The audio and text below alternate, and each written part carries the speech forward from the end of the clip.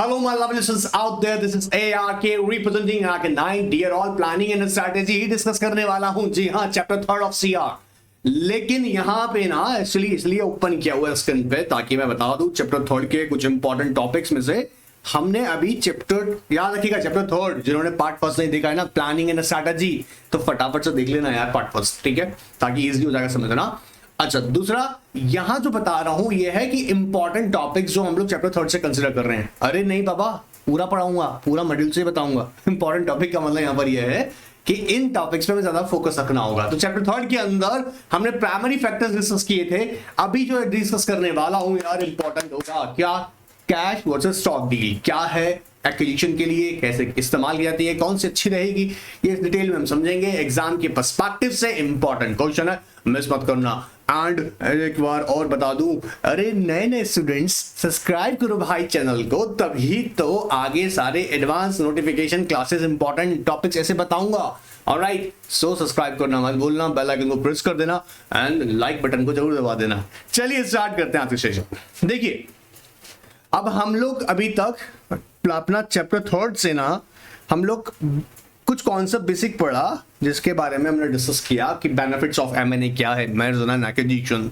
Latest 2023 जनवरी फरवरी के अंदर मैंने बताया था प्रीवियस वीडियो के अंदर कि कौन कौन से मर्जर्स हुए हैं. डिटेल में नहीं गया था, आगे जाऊंगा बताऊंगा.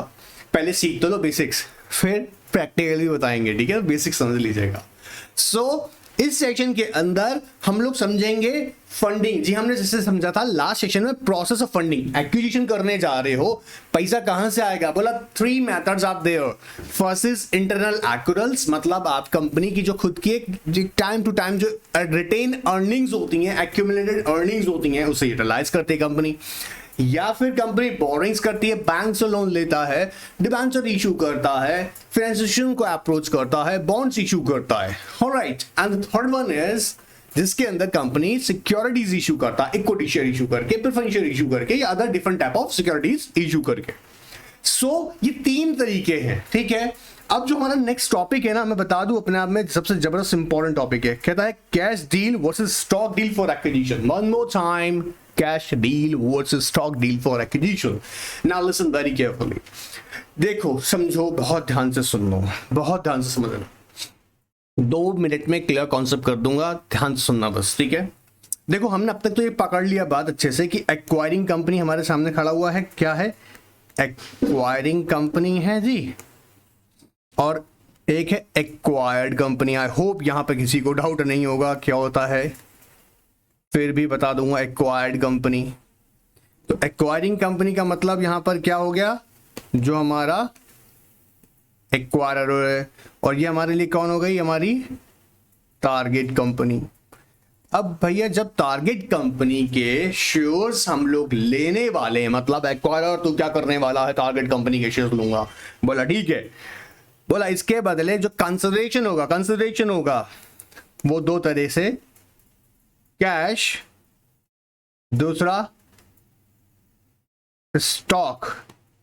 मतलब कंसिडरेशन या तो पूरा कैश भी हो सकता है, ध्यान से सुनते जाना, ऑल कैश हो सकता है for all stock, for all stock, या cash plus stock.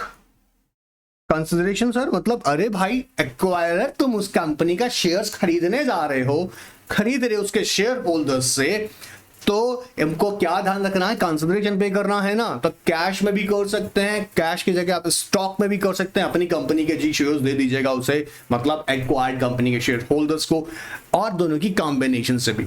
Generally company याद रखिएगा, जनरली जो मैं बता दूं प्रैक्टिकल प्रैक्टिस है, वो दोनों की कॉम्बिनेशन यूज करती है. और कुछ केसेस में ये है कि वो कंप्लीटली कैश के through he, of course cash के थ्रू ही एक्वायर करती है, मतलब कैश में पूरा पेमेंट करती है किसको, एक्वायर्ड कंपनी के शेयर होल्डर्स को, और उसका शेयर्स ले लेती है. ये सिंपल सा बात है. ठीक है, जब हम यहां बोल रहे हैं ना cash deal versus stock deal, अब ध्यान से सुनते जाना. जब एक्वायर्ड कंपनी का शेयर होल्डर अज्यूम करते हैं मिस्टर ए एक शेयर होल्डर हैं, जो एक्वायर्ड कंपनी मतलब टारगेट कंपनी के शेयर होल्डर हैं, जब इनके शेयर्स याद रखिएगा एक्वायरर परचेज कर लेगा, क्या कर लेगा, खरीद लेगा, परचेज कर लेगा, ध्यान से रखेगा, इनके बदले इनको पैसा मिलेगा या स्टॉक मिलेगा। अगर पैसा मिलता है तो आप आई होप सब जानते होंगे ये इनके लिए कैपिटल गेन ट्रीट होगा। कैपिटल गेन होगा भैया, कैपिटल गेन होगा। टैक्स में पड़ा होगा कि भैया अगर आप अपना शेयर सेल कर रहे हैं और वो अबव योर परचेज प्राइस है, मतलब आपने कितने पे खरीदा था उससे ज्यादा में बेच रहे हैं, तो भैया कैपिटल गेन हुआ है। ठीक है, अब ये लॉन्ग टर्म है शॉर्ट टर्म में ये बात नहीं डिस्कस कर रहा हूं यहां पर, बट कैपिटल गेन ट्रीट है।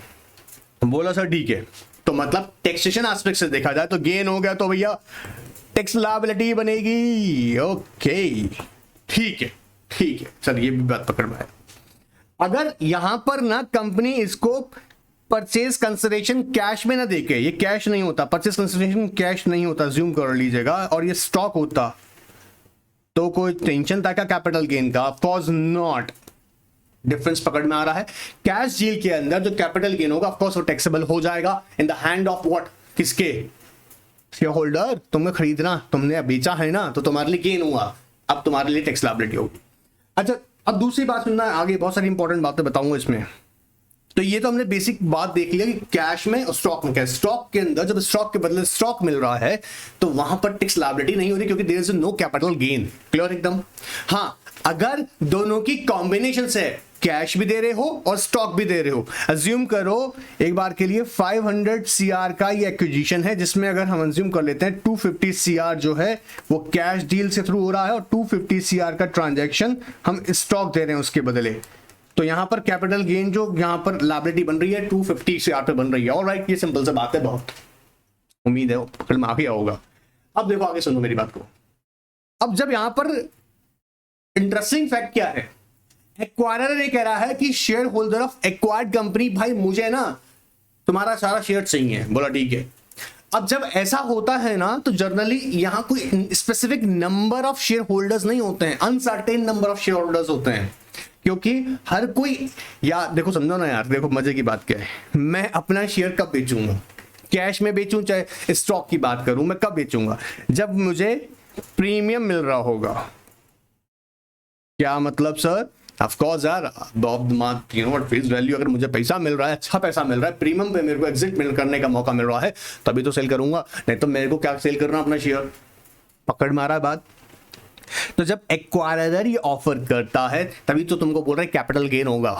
ठीक है, जब एक्वायरर ध्यान से सुनना, जब ये शेयर्स एक्वायर करेगा एट प्रीमियम करेगा तो एक्वायर्ड कंपनी का शेयर होल्डर सेल करेगा। एक्वायर्ड कंपनी का शेयर होल्डर इसलिए भी सेल कर देता है क्योंकि उसको लगता है कि मार्केट में टारगेट कंपनी के शेयर्स अच्छा ट्रेड नहीं कर रहे हैं, लेकिन ये एक अच्छा मौका है एग्जिट करने का एट प्रीमियम। बात पकड़ में आ रहा है? एक्वायर क्या कर रहा है, मैं तेरे को प्रीमियम दे रहा हूं ना, ला तेरा शेयर दे, और वो प्रीमियम पर एग्जिट करता है। ऑफ कोर्स अगर वो कैश डील हुई, ध्यान सुनना, अगर वो कैश डील हुई तो यहाँ पे कैपिटल गेन हुआ और टैक्सेबल ऑफ कोर्स लायबिलिटी बन गई। अगर वो स्टॉक के वर्सेस स्टॉक हुआ, मतलब स्टॉक के बदले स्टॉक हुआ, इन दैट केस अब कैपिटल गेन ट्रेड नहीं हो रहा, लेकिन ऑफ कोर्स यहाँ पे आपको उस एक्वायरर का कंपनी का शेयर मिल जाएगा। ऑलराइट, सो जब हम कह रहे हैं ऑल कैश डील या you know what and versus stock deal, तो ये दो कंपैरिजन तो यहां पे सिर्फ टैक्सेबल इवेंट को लेकर डिस्कस किए जा रहा हूं। मैंने कहा क्या कैश के केस में टैक्सेबल मतलब क्योंकि कैपिटल गेन हुआ है, ऑफ कोर्स आपकी लायबिलिटी बनेगी। स्टॉक अगर दे रहे हैं स्टॉक के बदले तो नहीं हो रहा है। दूसरी इंपॉर्टेंट बात ध्यान से सुनना, दूसरी इंपॉर्टेंट बात, आई होप बुद्धि में बैठ गया अच्छे से। दूसरी इंपॉर्टेंट बात क्या है, जब जहां ना स्टेक जो शेयर होल्डर्स, जो सपोज करो, देखो एक्वायर कंपनी हमारे सामने ये रहा, इन्होंने इसके शेयर होल्डर्स को कैश में पैसा दे दिया। अब एक्वायरिंग कंपनी क्या एक्सपेक्ट करेगा कि भले ठीक है हमने कैश दे दिया, और जिस कंपनी को हमने कंट्रोल में ले रहे हैं ना भैया, ये रेवेन्यू जनरेटिंग भी तो होनी चाहिए। रेवेन्यू जनरेटिंग नहीं होगा तो हमारा खर्चा कैसे निकलेगा? रेवेन्यू जनरेटिंग भी तो होनी चाहिए। बात पकड़ मारा है? रेवेन्यू जनरेटिंग भी होनी चाहिए, मतलब अगर प्रॉफिट जनरेट ही नहीं करेगा तो कैश में तो पैसा दे के बैठ गए। अच्छा, अरेंजमेंट्स तुमने कैसे कैसे किए होंगे, पता नहीं बोरोइंग्स की होंगी, कहीं से सिक्योरिटी इशू करके प्रोसीड जनरेट किया होगा, खुद की रिटेन अर्निंग इस्तेमाल की होंगी। अब ये जो पैसा तुमने इन्वेस्ट किया है, क्यों? इसलिए किया है ताकि इससे तुम्हें और पैसा मिले, मतलब मनी मेक्स मनी ना। लेकिन पता लगा सारा कैश में पैसा दे दिया, शेयर्स तो खरीद ले, जिस कंपनी के शेयर्स खरीदे हैं ना उस कंपनी के शेयर्स, मतलब वो कंपनी रेवेन्यू जनरेटिंग की नहीं है, तो बच गया बैंड। मतलब पूरा का पूरा रिस्क यहां पर हो एक्वायरिंग कंपनी के शेयर होल्डर्स को लेना पड़ेगा। ठीक है सर, ऐसा इसलिए कह रहा हूं अगर वो रेवेन्यू जनरेटिंग नहीं है, कब? टारगेट कंपनी अगर ऐसा केस में अगर हो गया तो ये रिस्क है। ऑलराइट, अब अगर मान लीजिएगा कैश प्लस स्टॉक कर दें अपन, मतलब पहले पूरा पेमेंट हम 500 करोड़ का अज्यूम कर रहे हैं, 500 करोड़ मान लो डील है, डील का प्राइस है 500 करोड़, एक्विजिशन की डील का पूरा 500 करोड़ में करते हैं। अब अगर हम 50% मतलब 250 CR इन कैश और प्लस 250 CR इन स्टॉक कर देते हैं, तो कहीं ना कहीं रिस्क शेयरिंग हो गई with the share holders of acquired company, मतलब टारगेट कंपनी शेयर होल्डर्स के साथ एक रिस्क शेयरिंग हो गई। ये कई सारे फैक्टर्स डिपेंड करते हैं जिस भी आप कंपनी को एक्वायर कर रहे हैं उसको कंसिडर करते हुए। तो कहीं ना कहीं जो दूसरा बड़ा बेनिफिट हमको मिल जाता है वो ये है, जो डिफरेंस भी देखने को मिलेगा, कैश डील के अंदर जो पूरा रिस्क होता है वो एक्वायरिंग कंपनी के शेयर होल्डर्स का होता है, बट स्टॉक डील के अंदर क्या होता है, रिस्क शेयरिंग हो जाती है with the acquired company share holders. I hope ये भी क्लियर होगा। तीसरी इंपॉर्टेंट बात जो यहां मैं अगर बताऊं, दोनों में ही चाहे वो कैश के थ्रू आ रहे हैं या स्टॉक के थ्रू आ रहे हैं, तभी दोनों केसेस में ही होगा। जनरली क्या होता है ना, एक्वायरर क्या टारगेट करता है कि भैया मुझे तो कॉस्ट बचानी है, कॉस्ट सेविंग करनी है, कॉस्ट सेविंग्स करनी है। बोला कैसे करेंगे आप? बोले रिड्यूस करेंगे नंबर ऑफ एम्प्लॉइज। अब बोले जब कंपनी हम लोग सब मिलके एक साथ ही चला रहे हैं तो एक्सेसिव नंबर ऑफ एम्प्लॉइज हो जरूरत क्या? अल्टीमेटली जब ये रिड्यूस किया जाता है, या देखिएगा नंबर ऑफ एम्प्लॉइज कम किए जाते हैं, तो कंपनी को ना ऑफकोर्स कॉस्ट कम आता है, डिपेंड्स ऑन रिक्वायरमेंट के अकॉर्डिंग कम किया जाता है। ऐसा जरूरी नहीं है कि हर मर्जर या एक्विजिशन के केसेस में रिड्यूस किया जाए नंबर ऑफ एम्प्लॉइज, ये जरूरी नहीं है। ठीक है, तो कुछ बेसिक बातें पकड़ में आया होगा कैश और स्टॉक डील के बारे में। आओ एक बार मॉड्यूल में आओ अपना, cash deal versus stock deal for acquisition. आइएगा, on all cash all stock offer is an offer by one company to purchase all other company shares from its shareholders for cash. In this type of proposal, one way for acquiring company to try to get uncertain shareholders, acquiring company मतलब यहां पर note कर लेना, confuse मत हो जाना, acquirer, ठीक है, try to get uncertain shareholder to agree to sell its offer for at a premium over the price for which the shares are presently trading. Acquired companies shareholders may earn a capital gain if the combined entity realizes the cost savings, of course. Now prices of the shares of the company being acquired may rise, particularly if company was bought at the premium. हल्ला much जाएगा market में, क्यों? पता जैसी news आता है ना, मान लो अगर आपने किसी कंपनी का शेयर ले रखा है, ठीक है, अब अज्यूम करके देखो, अभी कई सारे ऐसे केसेस में रहा भी है, अभी एनडीटीवी का शेयर का प्राइस देखा था जब अडानी ने अनाउंसमेंट किया था कि अडानी इन्वेस्ट कर रहा है एनडीटीवी के अंदर, शेयर का प्राइस एकदम ऊपर। सो ध्यान सुनना एक बार, यहाँ पे इंपॉर्टेंट चीज है, उसके बाद हल्ला भी होगा था अडानी वाले में, बहुत सारी चीजें चल रही हैं। खैर आओ देखो, ध्यान समझो। अब आपको जैसे अनाउंसमेंट आया कि बोला हाँ पब्लिक अनाउंसमेंट हो रहा है कि ये एक्वायरर खरीद रहा है किसका, एक्वायर्ड कंपनी का शेयर्स एट प्रीमियम। बोला ठीक है, सो क्या होगा, उस कंपनी टारगेट कंपनी का शेयर्स का ट्रेडिंग बढ़ जाएगा, लोग चाहेंगे कि हम भी शेयर्स खरीद लें उसका। क्यों? आप देख लेना कभी अगर उसका करंट प्राइस, मार्केट प्राइस अगर 500 रुपीज है, तो यूजुअली वो जाकर 600 to 800 और इवन मोर देन 800 और 1000 भी हो सकता है। अब पता लगा कि आप लोगों को यहां पर ध्यान सुनना, एक्वायरर ऑफर कर रहा है कि भैया ठीक है, मैं आपको आज आपका शेयर का प्राइस चल रहा है मान लीजिए 500, खैर वो सारे मेथड से थ्रू कैलकुलेट किया जाता है, ऐसा नहीं कि तुक्का लगाया जा रहा है, ठीक है। सो 500 अगर उसका प्राइस चल रहा है, सो एक्वायर कह रहा है कि आई एम रेडी टू पे I'm ready to buy your shares at ₹850, मतलब वो आपको बड़ा यहाँ प्रीमियम देने के लिए तैयार हो गया। तो ऑटोमेटिकली ना होता क्या है, यहाँ पर टारगेट कंपनी के लोग ऑफकोर्स इंटरेस्टेड हो जाते हैं, मतलब टारगेट कंपनी के शेयर्स खरीदने में लोग इंटरेस्टेड हो जाते हैं। तो ये लैंग्वेज क्या कह रहा है यहाँ ध्यान से देखिएगा, The premium is offered for making a deal lucrative for the seller's company and is beneficial for the acquirer in the long run, of course. ताकि क्या होगा, मैक्सिमम पार्टिसिपेशन होगा। मतलब आपको याद होगा यहाँ पर आपको आपको थ्रेशोल्ड टच कर लिया आपने, तो आपको चाहिए क्या कि भैया हम जो चाहते हैं कि ज्यादा से ज्यादा लोग इसमें पार्टिसिपेट करें, मतलब ज्यादा से ज्यादा टारगेट कंपनी शेयर होल्डर्स अपना शेयर्स सेल करें। ठीक है, बोला ठीक है सर। अब देखो यहाँ पे देखते हैं, एग्जाम्पल कह रहा है acquirer may announce cost saving from the acquisition, which typically means cutting staff or redundant technology and systems. Although layoff are bad for the employees, for the combined companies it means enhance the profit margin to the lower cost. Of course number of employees will be reduced क्योंकि दो entities अब मिलके काम कर रही हैं आपस में, ठीक है, so उतना staff का requirement नहीं होगा। But again I'm telling you it is not necessary in all cases, ऐसा जरूरी नहीं है, ठीक है। It can also means a higher stock for the shareholders of the acquired company and perhaps the acquirer as well. And if the acquired company's stock price has been low, the shareholders might have a opportunity to exit and that too at a premium if acquired company's stock, of course, this is on the news of the acquisitions. अब ये होता यही है, मैंने अब जो आपको बताया कि अगर अब तो देखो टारगेट कंपनी का शेयर होल्डर्स वो ये प्लान करता है, बोला अगर इसका शेयर का प्राइस बहुत अच्छा भी नहीं है, क्या करेंगे, बोला अच्छा मौका है अभी इस टाइम एग्जिट करने का, क्योंकि शेयर्स जो हमारे खरीद रहा है एक्वायरर वो प्रीमियम पे खरीद रहा है। ठीक है, अब देखो acquiring company may not have all the cash on its balance sheet to make the all cash all stock acquisition. In such situation company can tap into the capital market or creditor to raise of course necessary funds. It is not possible for a company कि भाई सारा का सारा cash हमारे पास available है और हम सारा इन्वेस्ट कर रहे हैं। जनरली इसके लिए कंपनी कैपिटल मार्केट को, जी हाँ हमने पढ़ा है, different type of instruments issue करके, और या फिर कंपनी क्या करता है, creditors, banks, debenture, bonds issue करके किसी फाइनेंशियल को अप्रोच करके फंड रेज करता है। If acquiring company was not publicly traded company already, it could pre-issue an IPO whereby they can issue the shares of stock to the investors and receive the cash in return. Existing public companies could issue the additional shares to the of course FPO करके भी for I hope for the public offer करके भी कर सकती है। अब ये इतना इजी नहीं है कि बोले ठीक है काम करते हैं, बोले एक्विजिशन करने जा रहे हैं, बोले काम करो पहले आईपीओ निकाल लो यार, हाँ मजाक है क्या यार, it takes too much time. तो डिपेंड्स ऑन कि कंपनी क्या, और वही हम चैप्टर में सीखेंगे कि कौन सा कंपनी के लिए बेटर ऑप्शन होगा।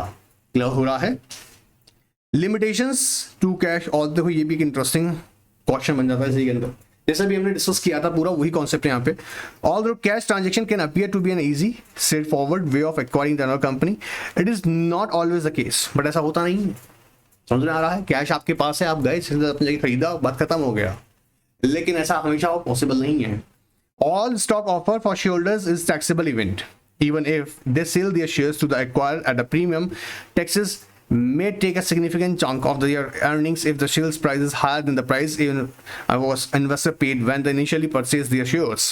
पता लगा मैंने 500 का खरीदा था, आज मेरे को एग्जिट करने का मौका मिल रहा है 800 पर, तो 300 का डिफरेंस हो गया, मेरा गेन हो गया, कैपिटल गेन हो गया, बड़ा अच्छा है, liability arise हो गई। ठीक है, however all shares of a stock that are made at a price higher than the stock of course the stock cost basis constituents as taxable events, so this particular sale is not that different from the tax standpoint from normal sale on the secondary market। बोला ये दोनों में differences है, याद रखिएगा। मतलब secondary market में खरीद बेच करते हैं वो बात नहीं हो रहा है यहाँ पे, यहाँ जब आप सेल कर रहे हैं at premium that it means that आपको यहाँ पर जो गेन हो रहा है वो टैक्सेबल हो गया। Another possible acquisition method would be for acquiring company to offer shareholders an exchange of the all shares they hold in the target company for shares in the acquiring company. These stock for stock transactions are not taxable. Of course, acquiring from firm could also offer a combination of cash and shares. Practically, generally company बता दूं generally यही method apply करते हैं cash and shares का combination से। The main distinction between cash, ये आ सकता है एग्जाम में थोड़ा सा, इसलिए ध्यान रखिएगा। क्या डिफरेंस है cash and stock transaction? Cash transaction कैसा है? Acquiring shareholders take on the entire risk that expected synergies value embedded in the acquisition premium will not be materialised. मैंने अभी बताया भी था कि जो कैश में अगर डील कर रहे हैं तो आप उसका क्या कर रहे हैं, अल्टीमेटली रिस्क भी तो आपका हो गया। आप सोच के देखिएगा एक बार के लिए, आपने कैश में पूरा पेमेंट कर दिया है, ठीक है, किसको कर दिया? एक टारगेट कंपनी शेयरहोल्डर्स को, मतलब एक्वायर्ड कंपनी शेयरहोल्डर्स को। ऑलराइट, उनका शेयर्स आपने खरीद लिया उस कंपनी का, बोला ठीक है सर। अब डिफिकल्टी क्या हो गई है, अगर वो पर्टिकुलर कंपनी जिसको आपने एक्वायर किया है वो रिवेन्यू जनरेटिंग नहीं निकली फ्यूचर में, तो सारा का सारा रिस्क आपका हो गया। ठीक है, सो ये बात इंपॉर्टेंट है। In stock transaction that risk is shared with the selling share holders, of course, क्योंकि अब क्या हो गया, स्टॉक के बदले स्टॉक दिया जा रहा है, तो आप भी हमारी कंपनी में अब क्या होंगे, हमारे साथ मिलकर रिस्क शेयर करेंगे।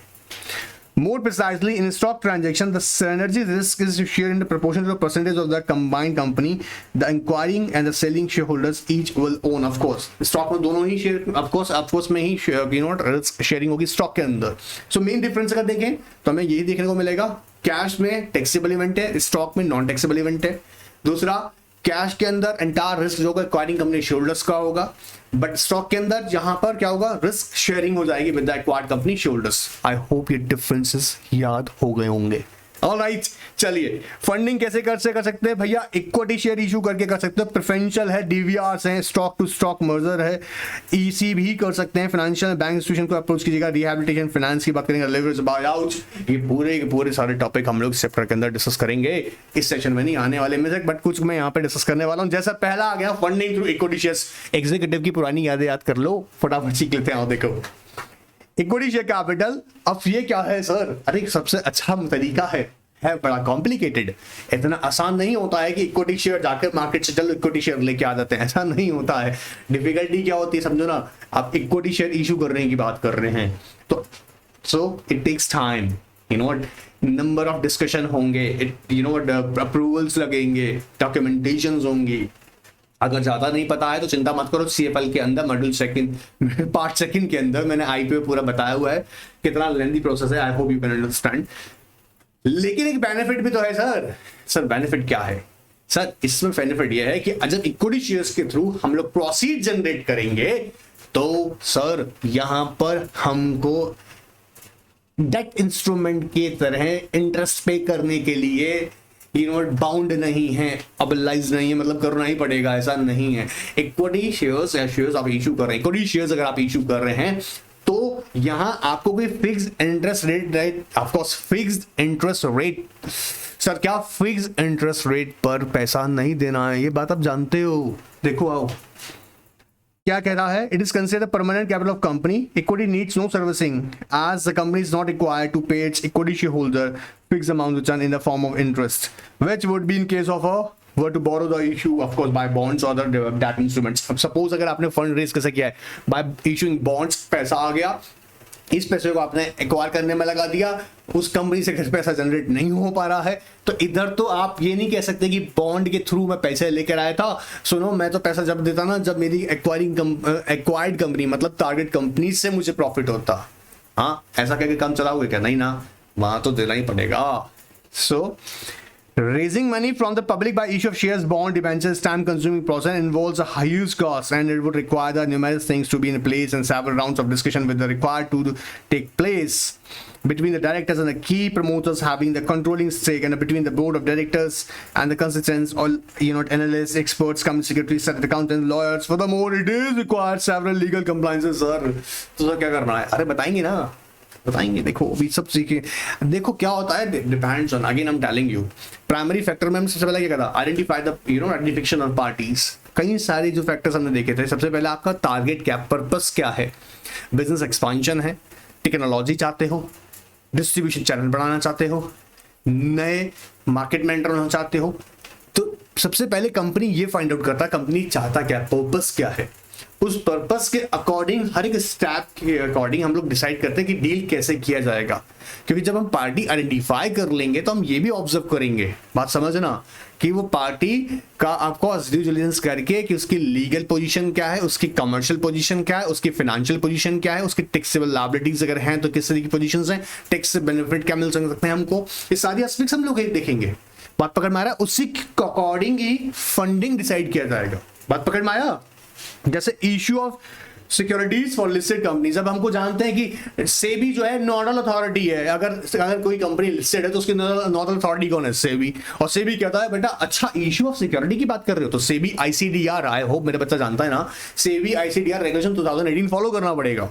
ऑलराइट सर, और ये कहता है किस किस पे अप्लाई होता है, पब्लिक इशू पर, right issue, I hope right issue पे भी कब, जब अगर आपका इशू का size aggregate value of the specific securities कितना कह रहा है, इस ऑफर 15 लाख, रुपीज और मोर, 50 लाख रुपीज और मोर, तो ICTR अप्लाई होगा।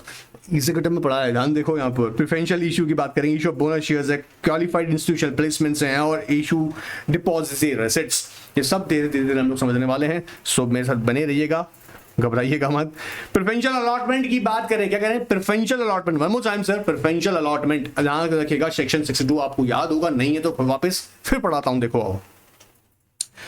Before preferential allotment, let's first look at various options of raising the further capital for companies under Companies Act 2013. Section 62 of the Act has listed some of the possible option explained below. Section 62 में right issue याद होगा, अब ये detail में सब बताया था। Sub section 62 section 1 clause ए के अंदर राइट इशू की बात कर रहे हैं, फिर क्लॉज सी के अंदर हम लोग एम्प्लॉय स्टॉक ऑप्शन प्लान की बात कर रहे हैं, तो याद रखिए प्लान बोल रहा हूं, एंड देन सी के अंदर प्रेफरेंशियल ऑफर की बात कर रहे हैं, जहां पर सिलेक्टेड पर्सन या ग्रुप ऑफ पर्सन, यहां पे सिलेक्टेड पर्सन्स नहीं बोल रहा हूं, सिलेक्टेड पर्सन या ग्रुप ऑफ पर्सन्स को अब कंपनी ऑफर करता है शेयर्स, बात पकड़ में आ रहा है, तो इसके थ्रू भी फंड रेज कर सकते हैं। कौन सा सेक्शन रेस्पॉन्सिबल है इसके लिए? Section 62 subsection 1 clause A to C.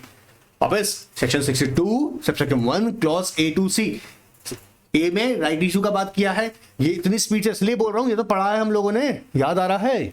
Alright, so clause A के अंदर बात कर रहे हैं राइट इशू का, क्लॉज बी के अंदर बात कर रहे हैं इसका एम्प्लॉय स्टॉक ऑप्शन प्लान का, एंड अगर हम बात करें क्लॉज सी के अंदर प्रेफरेंशियल अलॉटमेंट की बात करेंगे, प्रेफरेंशियल ऑफर की बात करेंगे। आइएगा, अब देखो preferential allotment in simple words, ये भी पढ़ाया है लेकिन आओ फिर रीड कर लेते हैं फटाफट। Is an offer for allotment to select group of identified person. Identify कौन करता है? आइडेंटिफाई करने वाला कौन होता है? Board of directors of the company, ठीक है। And does not include public issue. जी हाँ, इसका मतलब यहाँ पर क्या नहीं है, ना ये पब्लिक इशू है, ना ये राइट इशू है, ना ये सॉप है, ना employ stock option purchase scheme है। मतलब ऐसा नहीं कह रहा हूं कि ये ऑफ कोर्स ये preferential allotment is not a public issue, मेरे साथ बोलो, is not a public issue, not a right issue. सॉप नहीं है, ना ही सॉस नहीं है, सॉप दोनों अलग अलग है, ठीक है। एंड इशू ऑफ शायद इक्विटी नहीं है, ठीक है, हाईलाइट कर लो। And bonus shares, deposits, it's you know what, deposits outside India जो अपने इशू के हैं फॉरेन सिक्योरिटीज, वो नहीं है। मतलब क्या सर, एक बात बताइएगा, क्या ऐसा हो सकता है कि मतलब हमने राइट इशू जिसको दिया था वो एक ऐसा पर्सन, क्योंकि एग्जिस्टिंग हमारा शेयर होल्डर होगा, राइट इशू जिसे दिया था, राइट इशू मतलब आई होप जानते हो ना, एग्जिस्टिंग शेयर होल्डर्स को देते हैं, तो एग्जिस्टिंग शेयर होल्डर्स में से ही एक ऐसा इंसान है जो बहुत पैसे वाला आदमी है, सर बहुत पैसे वाला आदमी है। डायरेक्टर्स ने उसने कहा कि क्या आप हमारी कंपनी में इन्वेस्ट करेंगे? बोला हाँ हम करेंगे, तो उसको हम प्रेफरेंशियल अलॉटमेंट कह सकते हैं। हाँ जी, याद रखना, preferential allotment is not a right issue, but it doesn't means that कि जिसको आपने राइट इशू में पर्सन को, जिसको अपने एग्जिस्टिंग शेयर होल्डर को दिया है, उसमें से कोई भी आपको लगता है सिलेक्ट आपने किया है और वो तैयार है इन्वेस्ट करने के लिए, तो आप उसको भी दे सकते हैं। इस बात की पुष्टि जो है यहाँ की जा रही है, देखिएगा। Issue of shares or other securities to any select person, a group of person of preferential basis, whether or not those person include the person referred in clause A or B, मतलब चाहे वो बात इसमें include हो रहे हो या नहीं हो रहे हो, अब दोनों को अगर हैं, आप चाहें तो select person of course right issue वाला भी हो सकता है, कोई एम्प्लॉय भी हो सकता है, ठीक है, और जरूरी नहीं है कि वो हो, मैंडेटरी नहीं है। तो कौन आइडेंटिफाई करता है? बोर्ड ऑफ डायरेक्टर्स आइडेंटिफाई करेंगे, ठीक है सर। नाउ इसकी खास खास बातों पे जाएंगे। However, hence for any preferential offer, we need to compulsory follow the provision of the private placement। अरे सर ये तो हमको पता है ना, आई होप। अब ये आओ थोड़ी सी बात वापस हाईलाइट इसलिए करवा रखा है, सारी बातें याद रखिएगा क्योंकि आप लोग है ना, आपका एग्जाम में अभी पढ़ रहे हैं तो इस वक्त फोकस ज्यादा हो, ठीक है। Listed companies have to comply with the provision of SEBI issue of capital disclosure requirement regulation 2018। preferential allotment, listed company may also raise fund by way of qualified institutional placements. मतलब यहाँ पे किसको क्या कहा, कंपनी यहाँ पे भी selected क्या करेगा, जैसे समझो क्या करेगा, ध्यान सुनना भी, अभी बीच में अडानी वाले केस में भी देखने को मिला था। अब जैसे सपोज करो एक कंपनी ए लिमिटेड है, वो QIBs क्वालिफाइड इंस्टीट्यूशन बायर्स क्या कह रहा है जी, हम क्वालिफाइड इंस्टीट्यूशन प्लेसमेंट्स करना चाहते हैं। बोला ठीक है, देखो यहाँ पर हाईलाइट कर लो पहले इस बात को जो मैं बता रहा हूँ, qualified institutional placement is special type of preferential allotment made only to qualified institutional buyers. अब क्या कह रहा है, ए लिमिटेड क्या कह रहा है कि भाई कोई बैंक है, शेड्यूल्ड कमर्शियल बैंक, बोला ठीक है। कोई पेंशन फंड है, हाँ पेंशन फंड है। कोई इंश्योरेंस कंपनी है, हाँ कोई आ गया हो, कोई NBFC है। सो आई होप मेरे बच्चे लोगों ने QIBs के बारे में पता होगा। अब यहाँ पे समझना, ए लिमिटेड ने इनको सेलेक्ट किया है और ये लोग ऑब्जर्व करेंगे, जैसे अज्यूम कर लेते हैं एक्सिस बैंक ने कहा ए लिमिटेड तुम्हारा हमको जरा प्रोस्पेक्ट दिखाओ, मतलब तुम चाहते क्यों हो, पैसा किस लिए चाहते हो, इस पर्पस के लिए चाहते हो, ठीक है हम देंगे। अब यहाँ पर सिर्फ यहाँ क्या कर रहा है, ये सिर्फ और सिर्फ ए लिमिटेड किसको देगा, जो क्वालिफाइड इंस्टीट्यूशनल बायर्स होंगे। तो preferential allotment qualified institutional buyers को भी हो सकता है, याद रखिएगा preferential allotment selected group of person को भी हो सकता है, जो जरूरी नहीं हो QIB ही हो। बात पकड़ में आया? चलिए अब कुछ फटाफट से देखते हैं। कहता है सेबी ना ICD regulation is applicable for preferential allotment in case of listed companies. Listed companies addition to the companies act also need to follow these guidelines of course. Important features कह रहा है सर, अगर लिस्टेड ऑफ कोर्स यार तो रट्टा पड़ा लग गया अब तक ना। अगर लिस्टेड एंटिटी है और वो जा रहा है प्रेफरेंशियल अलॉटमेंट करने, तो SEBI ICDR plus companies act याद रखना, इसी को कंप्लायंसेस कह रहे हैं। ठीक है, आओ देखो, जैसे डेफिनेशन ऑफ प्रेफरेंशियल इशू क्या होता है, किसको देते हैं, सिलेक्टेड ग्रुप ऑफ पर्सन या of course selected group of persons को, या किसी के पर्टिकुलर पर्सन को, सिलेक्टेड पर्सन और group of person, but it is not include, किसकी बात नहीं करेंगे, right issue, public issue, sweat equity है, इसॉप्स हैं, याद रखिएगा, डिपॉजिटरीज ऑल्सो। सो जेम डेफिनेशन यहाँ कंडक्ट किया है। कहता है प्राइमरी प्रिलिमिनरी कंडीशंस क्या होंगी, सबसे इंपॉर्टेंट चीज क्या होना चाहिए यार, ऑथराइजेशन चेक करेंगे। देखो एक बात समझना, अप्रूवल लेना पड़ेगा, तो यहां पर साइड में नोट करो फटाफट से, SR लेंगे, प्रेफरेंशियल अलॉटमेंट करवाना, SR कंप्लायंसेस करने होंगे, क्या SR, ठीक है सर। फिर जो भी हमारा यहां पर प्रपोज अलॉटी है, उसने अगर हमारी कंपनी के पहले से इक्विटी शेयर्स ले रखे हैं और वो फिजिकल में उसके पास है, फिजिकल में मतलब फिजिकल सर्टिफिकेट्स में मेंटेन कर रहा है, तो भाई उनको पहले डीमेटेरियलाइज करवाओ। समझो ध्यान से फटाफट पॉइंट इसको। मान लो मिस्टर ए है, जो कि हम जिससे प्रेफरेंशियल अलॉटमेंट कर रही है हमारी कंपनी, और इसके पास में हमारी कंपनी जो कि ए लिमिटेड है, इसके ऑलरेडी कुछ सपोज 500 शेयर्स हैं, बट वो 500 शेयर्स इन फिजिकल फॉर्मेट में, फिजिकल का मतलब हो गया फिजिकल सर्टिफिकेट्स में है। कंपनी ने फिर से मिस्टर ए को यहाँ पे ना देखे, फिर से नहीं मतलब कंपनी ने मिस्टर ए को ही चुना है इस काम के लिए कि भाई हम तुम्हें प्रेफरेंशियल अलॉटमेंट कर रहे हैं। अब ये जो उसके 500 शेयर्स हैं, ये कैसे फॉर्म में होने चाहिए, डीमैट में होना मैंडेटरी है, याद रखना। तो पॉइंट सेकंड कह रहा है क्या कंडीशन पूरी होनी चाहिए, all equity shares if any, जरूरी नहीं है अगर हो तभी, held by the proposed allottees जिन्हें आप सेलेक्ट करा है ना, उनकी बात कर रहे हैं, in the issuer are in a dematerialised form. ठीक है जी, अगर आपको हम सेलेक्ट कर रहे हैं, आपके पास हमारी कंपनी के शेयर्स हैं, बोला हाँ है, बोला फिजिकल सर्टिफिकेट्स में, बोला हाँ है, चल जाके पहले क्या करवा, डिमैट। ठीक है, issuer in compliance with the condition for continuous listing of equity shares as specified, of course listing agreement of with ROCF, ये listing agreement वाली I hope पता होगा। So compile with the what, continuous listing agreement aspects, ये देखना पड़ेगा, compile with the continuous listing condition। Issuer has obtained the PAN number of the भैया बहुत पैसे का ट्रांजैक्शन होने वाला है, इनकम टैक्स डिपार्टमेंट कहता है ऐसे लोगों का पैन नंबर ले लेना, याद रखना छोटा मोटा डील नहीं होने वाला है। सो पैन ऑफ कोर्स होना जरूरी है। कौन लेगा, कंपनी इनसे इनका अलॉटीज का, याद रखिएगा PAN number, permanent account number लिया जाएगा। ठीक है, तो 4 कंडीशन है जनरली यार, अभी 2 मिनट में याद हो गया। सबसे पहला क्या होना चाहिए, issue must be approved by the special resolution. दूसरी इंपॉर्टेंट बात क्या है, all equities if having you know what, कौन किसके पास, proposed allottees having equity shares of the company, then such equity shares must be in dematerialized form. All right sir, and इसके अलावा continuous listing requirement आपको पूरा करना होगा, मतलब compile with the continuous condition of continuous listing, and the third one is obtain the permanent account number of the allottees। ठीक है sir, ये भी कर लेंगे। restrictions क्या है, कहता शमरी shall not make preferential issue of special security to any person who has sold, बोला हमारा कंपनी का शेयर तुमने बेचा था क्या, sold any security of the issue during the 6 months preceding the relevant date, मतलब जिस बोर्ड मीटिंग में, याद रखना बोर्ड मीटिंग में इस प्रपोजल को अप्रूव किया गया उससे 6 महीना के पहले अगर ये प्रपोज अलॉटी जो है, जैसे यहां पर देखो हमारे केस में हमने देखा मिस्टर ए के पास 500 शेयर्स थे, इस केस में 500 शेयर्स थे, मिस्टर ए के पास 500 शेयर्स थे। इन्होंने पिछले 6 महीने में अगर इस कंपनी के अगर एक शेयर भी बेचा है ना, ध्यान सुनना, अगर एक शेयर भी बेचा है तो भाई यू आर नॉट एलिजिबल, आप एलिजिबल नहीं है। क्यों? हर्षद मेहता बनना चाहते हो, खरीद रहे हो बेच रहे हो? बोला नहीं सर, बात पकड़ में आ रहा है, पहले अभी इसे बेचा है फिर या खरीद रहा है, तो ऐसा नहीं अलाउड है। देखो समझो, लिस्टेड एंटिटी के केसेस में रिटेल इन्वेस्टर मरता है बेचारा, तो ऐसा नहीं करना है। अलॉटमेंट आपको 15 डेज ऑफ कोर्स अलॉटमेंट करेंगे ना।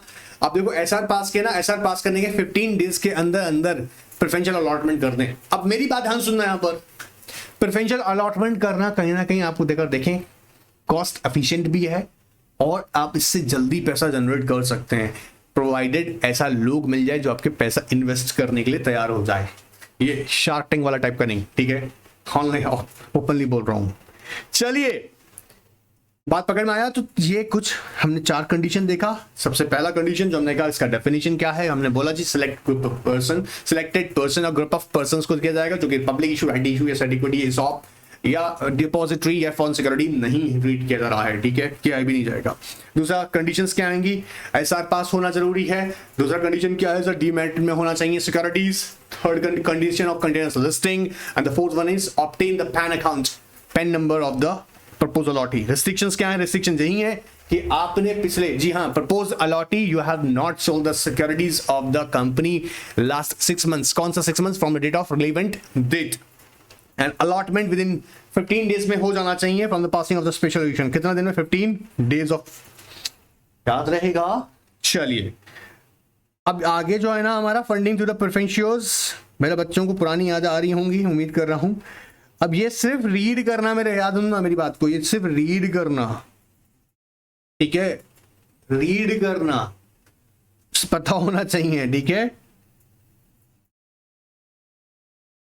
रीड करना फिर बता रहे हैं। जैसे अभी देखो, ध्यान सुनना, जो मैं आपको यहाँ पे एक इंपॉर्टेंट चीज बता दूं, जैसे यहां से सेक्शन को हम रीड कर रहेंगे, ठीक है, प्रेफरेंस शेयर के थ्रू भी आप फंड जनरेट कर सकते हैं और एक अच्छा मेथड है ये भी। अच्छा, क्योंकि याद रखिएगा examiner question rare and rare cases आपसे यहां से पूछ सकता है, इसलिए नहीं कि प्रेफरेंस शेयर के थ्रू कोई पॉपुलर टर्म नहीं है, बट प्रैक्टिकली का देखा जाए कॉर्पोरेट्स में actually rarely company preference share issue करके यू नो व्हाट एक्विजिशन में जाती है, मतलब प्रेफरेंस शेयर इशू करके प्रोसीड जनरेट करती है, फिर उस प्रोसीड्स को यूटिलाइज करती है। ऐसा नहीं है कि प्रेफरेंस शेयर्स, याद देखिएगा, अभी आपने देखा भी होगा, कभी कभी देखा नहीं है क्या openly you know what market में अवेलेबल होते हैं preference shares, usually you know what selected persons को ही मिल जाते हैं, बट ये भी एक मेथड है। और ऐसा नहीं है कि एग्जामिनर कहेगा जी अच्छा AR के सर ने कहा है तो इसलिए मत पूछो, ऐसा नहीं है। तो इसको भी हम पढ़ रहे हैं, ठीक है। और देखो एक बार, issue redemption of preference shares section 55 responsible है, read with the rule number 9 and 10 of share capital debenture rule number 14 deal with the procedure involves in the issue and redemption of preference shares. से भी regulations भी involve होंगे जी, बिल्कुल। अब देखो यहाँ पर जो मैं कह रहा हूँ, सिर्फ इस टेबल को सच्चे से समझ लेना है, जैसे इधर ही नोट्स बनाएंगे फटाफट से। Issue of irrevocable preference shares possible है? ऑफ कोर्स नॉट यार, मेरे देखो यहाँ पे उम्मीद कर रहा हूँ तुम लोगों ने एग्जीक्यूटिव का स्कूल टाइम में भी ढंग से पढ़ा होगा तो याद होगा, ठीक है। तो क्या कह रहे हैं? इरिडेमेबल कभी रिडीम ही नहीं करना पड़ेगा। अरे सुनो, कंपनी सेक्शन 13 आते साफ साफ कह देता है, ऐसा कोई भी बदतमीजी वाला आप क्या नहीं करोगे इशू प्रेफरेंस शेयर्स। सो इरिडेमेबल प्रेफरेंस शेयर्स, इरिडेमेबल, रिडीम कभी नहीं होगा, ऐसा नहीं होगा, रिडीम तो करना ही पड़ेगा, ठीक है, नॉट परमिटेड। मैक्सिमम पीरियड कितना होता है? मैक्सिमम पीरियड 20 इयर्स रहता है, याद होगा आप लोगों को। बट अगर कोई इंफ्रा प्रोजेक्ट है तो 30 इयर्स तक हो सकता है मैक्सिमम। इसमें कंडीशन क्या है 30 ईयर वाले के केस में? अगर वो इंफ्रास्ट्रक्चर प्रोजेक्ट से रिलेटेड है तो 30 इयर्स का मैक्सिमम उसकी मैच्योरिटी पीरियड हो सकती है। लेकिन कंडीशन क्या है कि after the expiry of 20 years, अगर 30 इयर्स के लिए किया है इंफ्रास्ट्रक्चर प्रोजेक्ट्स के केसेस में, तो 20 इयर्स एक्सपायर होने के बाद में आपको 10% रिडक्शन करना स्टार्ट करना पड़ेगा, ठीक है, रिडीम करना 10% रिडीम करना स्टार्ट करना पड़ेगा। तो 10 साल के अंदर 20 साल एक्सपायर होने के बाद 10 साल और बचेगा 30 के लिए, 30 के लिए, तो 10 इयर्स के अंदर वो पूरा कंप्लीटेड रिडीम हो जाएगा।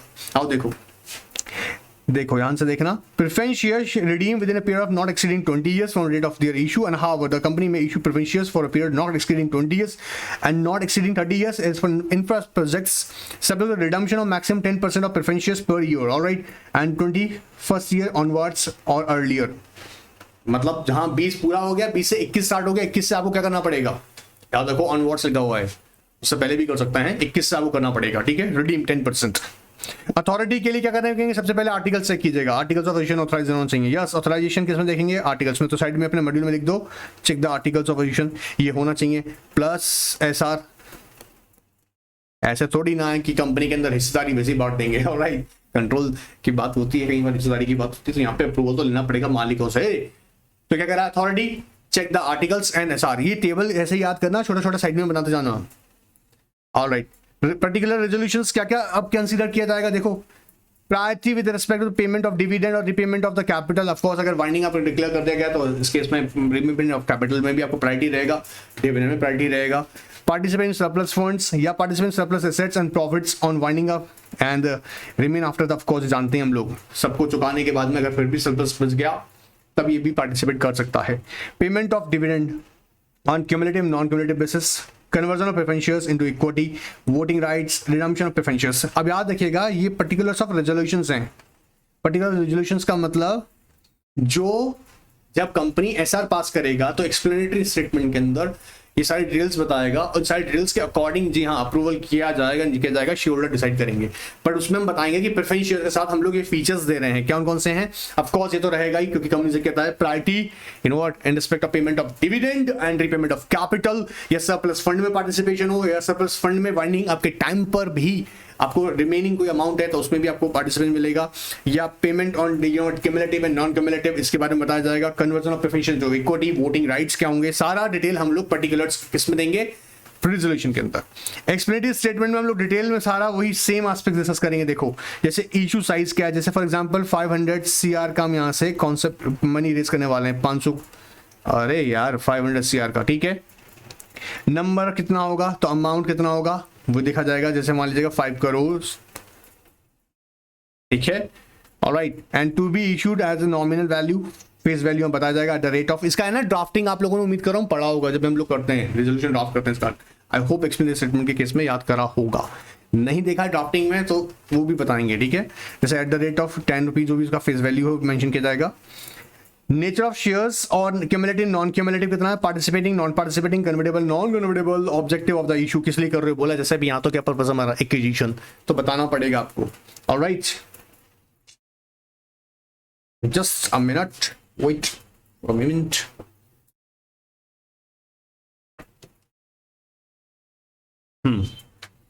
Manner of issue of shares, price at which the shares are proposed to be issued, basis on the price has been arrived at, term of issue। Sir ये सारा पढ़ के जाऊंगा गजर में, सुनो मेरी बात ध्यान से, एक्सप्लेनेटरी स्टेटमेंट के आइटम्स को सिर्फ रीड कर लो और उसको ऐसे मेमोराइज करो कि प्रेफरेंस शेयर से रिलेटेड एस्पेक्ट्स क्या क्या हो सकती हैं, सोच के देखो। सबसे पहले क्या होगा, नंबर ऑफ शेयर्स, कितना आपका इशू साइज होगा, नंबर ऑफ शेयर्स क्या होगा, उसका फेस वैल्यू क्या है, ये जनरली वैसे याद रहेगा, ठीक है। फिर इसके बाद खुद देखो कैसा नेचर का, वो पार्टिसिपेशन एंड नॉन पार्टिसिपेटिंग है, क्यूमुलेटिव एंड नॉन क्यूमुलेटिव है, कन्वर्टेबल है नॉन कन्वर्टेबल है, कैसा है, ऑब्जेक्टिव क्या है उसका इशू करने का, जैसे यहाँ पे देखा, ठीक है।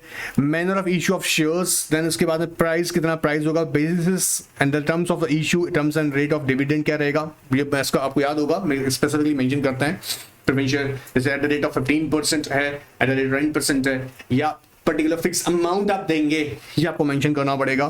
टर्म्स ऑफ रिडम्पशन कब तक हो जाना है, टेन्योर जैसे 10 ईयर्स के लिए किया, 20 ईयर्स के लिए किया, या 30 ईयर्स इंफ्रा के केस में कर रहे हैं वो बताएंगे आप। मोड ऑफ रिडम्पशंस किस तरह से किया जाएगा, करंट शेयर होल्डिंग पैटर्न कितना, एक्सपेक्टेड डिल्यूशंस इन इक्विटी, अगर कन्वर्जन हुआ तो, कि अगर कन्वर्ट किया प्रेफरेंस को तो कितना इक्विटी कम होगा, डिल्यूशन का मतलब कम नहीं होगा, सर डिलीट हो जाएगा, ठीक है, बढ़ेगा ना। चलिए, pre conditions of the issue, company shall not issue of course subsisting default, पता लगा सब्सिस्टिंग डिफॉल्ट होकर बैठे हो यार तुम लोग, प्रेफरेंस शेयर होल्डर्स का डिविडेंड तुम खा के बैठे हो, तुमने रिडीम तो किया नहीं है और प्रेफरेंस शेयर इशू कर रहे हो, अलाउड नहीं है, सिंपल सा बात है रे। Shall not have subsisting default in redemption of preference shares issued either before और after the commencement of this act और payment of dividend on any preference shares. Sir ये रीड करना है जी, बिल्कुल रीड करना है, फिर बता रहा हूं। प्री कंडीशंस फॉर रिडम्पशंस, जी हाँ आपको याद होगा फुली पेड अप होना चाहिए, रिडीम करने जा रहे हैं तो सिक्योरिटी हमेशा देखिएगा फुली पेड अप होती हैं।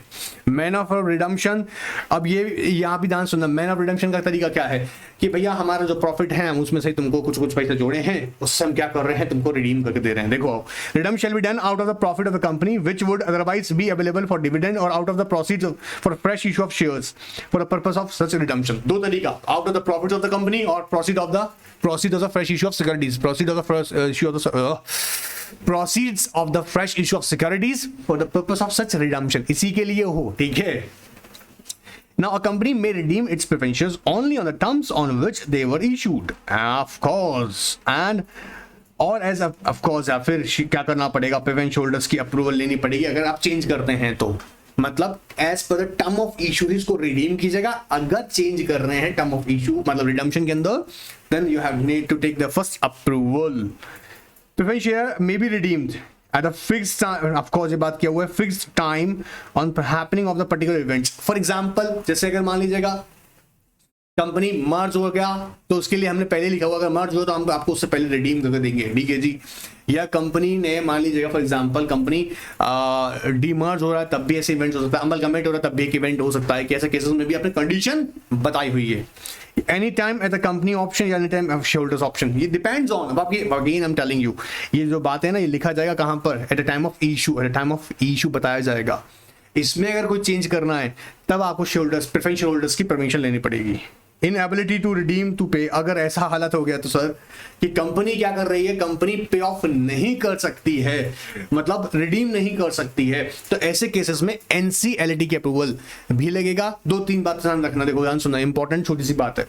3/4 ऑफ प्रेफरेंस होल्डर्स की अप्रूवल चाहिए, मतलब 3/4 मतलब resolution must be passed by the majority of preference holders, और मेजॉरिटी का मतलब क्या है यहाँ पर 3/4, and also required NCLT approval.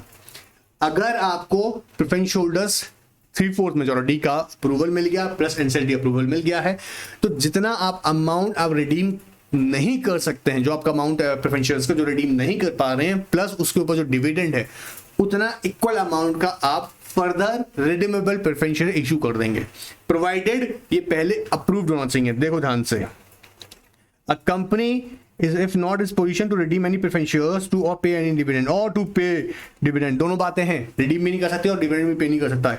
If any, it may with the consent of the holder 3/4 in the value of preference shares with the approval of the tribunal a petition made in this behalf issue further redeemable preference shares equal to the amount due including including dividend thereon।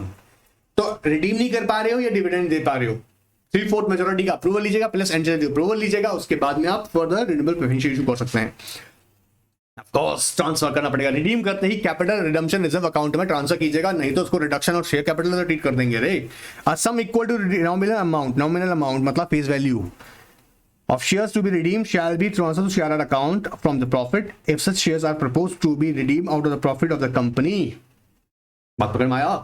Impact on share capital, issue of other redeemable preference shares or redemption preference shares shall not be deemed to be an increase or reduction in the share capital of the company। That's why I'm saying after the provision CRA का क्यों करते हैं, क्योंकि reduction नहीं कर रहे हैं इसलिए CRA में पैसा ट्रांसफर कर रहे हैं, कैपिटल याद रखिएगा। चलो आगे देखते हैं।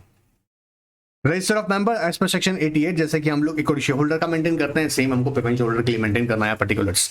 सर ये आपने रीड करवाया है, क्या करवाया है बेटा, इसीलिए फिर कहते हैं, फिर बार बार तुम्हें टोक रहा हूं ताकि इसको ना रीड जरूर कर लेना, जिसमें 2-3 चीजें मैंने खास बातें बोली हैं अभी यहाँ पे कि अगर रिडीम नहीं कर सकते हैं तो क्या उसके पास ऑप्शन अवेलेबल होगा। ये क्वेश्चन एक्चुअली एक्विजिशन जो फंडिंग हम टॉपिक पढ़ रहे हैं ना उसके पर्सपेक्टिव से बहुत इंपॉर्टेंट नहीं है, अभी बहुत सारी इंपॉर्टेंट एस्पेक्ट्स आगे भी डिस्कस करनी है, but it's a part of our syllabus, पहले भी पढ़ा हुआ एग्जाम में, इसलिए यहाँ पर फटाफट इसको समझाया है, ठीक है। सो यहां तक रिवाइज कीजिए अच्छे से, और एक इंपॉर्टेंट बात याद रखिएगा, टेस्ट एक भी मिस मत करना, टेस्ट सारे इंपॉर्टेंट है, टेस्ट भी और साथ साथ में इंपॉर्टेंट टॉपिक्स भी बता रहा हूं बीच में, तो सबको प्रॉपर्ली अटेंड करते रहिएगा, मिस मत कीजिएगा, और नेक्स्ट सेशन के लिए रेडी हो जाएगा। Good bye, take care.